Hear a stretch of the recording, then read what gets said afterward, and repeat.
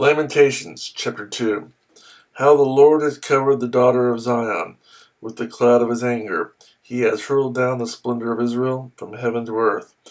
He has not remembered his footstool in the day of his anger. Without pity the Lord has swallowed up all the dwellings of Jacob. In his wrath he has torn down the strongholds of the daughter of Judah. He has brought her kingdom and its princes down to the ground in dishonor. In fierce anger he has cut off every horn of Israel. He has withdrawn his right hand at the approach of the enemy. He has burned in Jacob like a flaming fire that consumes everything around it. Like an enemy he has strung his bow, his right hand is ready.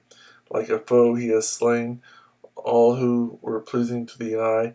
He has poured out his wrath like fire on the tent of the daughter of Zion. The Lord is like an enemy. He has swallowed up Israel. He has swallowed up all her palaces and destroyed her strongholds. He has multiplied mourning and lamentation for the daughter of Judah. He has laid waste his dwelling like a garden. He has destroyed his place of meeting.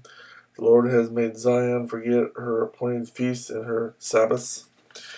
In his fierce anger he has spurned both king and priest. The Lord has rejected his altar and abandoned his sanctuary. He has handed over the enemy the walls of her palaces. They have raised a shout in the house of the Lord, as on the day of an appointed feast. The Lord determined to tear down the wall around the daughter of Zion.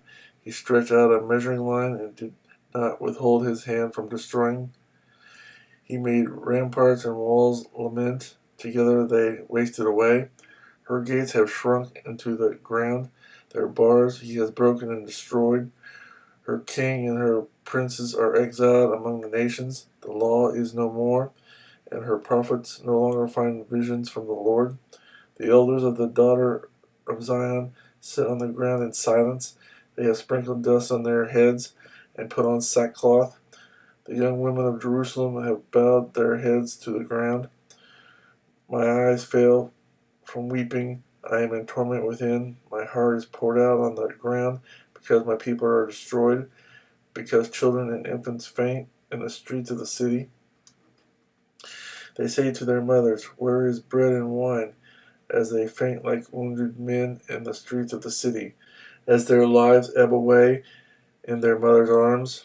What can I say for you? With what can I compare you, O daughter of Jerusalem? To what can I liken you, that I may comfort you? O virgin daughter of Zion, your wound is as deep as the sea. Who can heal you? The visions of your prophets were false and worthless. They did not expose your sin to ward off your captivity. The oracles they gave you were false and misleading. All who pass your way clap their hands at you. They scoff and shake their heads at the daughter of Jerusalem. Is this the city that was called the perfection of beauty, the joy of the whole earth? All your enemies open their mouths wide against you. They scoff and gnash their teeth and say, "We have swallowed her up. This is the day we have waited for. We have lived to see it."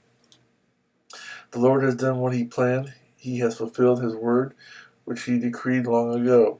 He has overthrown you without pity. He has let the enemy gloat over you. He has exalted the horn of your foes.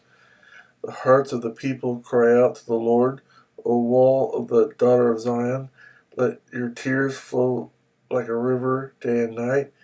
Give yourself no relief, your eyes no rest. Arise, cry out in the night. As the watches of the night begin, pour out your heart like water in the presence of the Lord.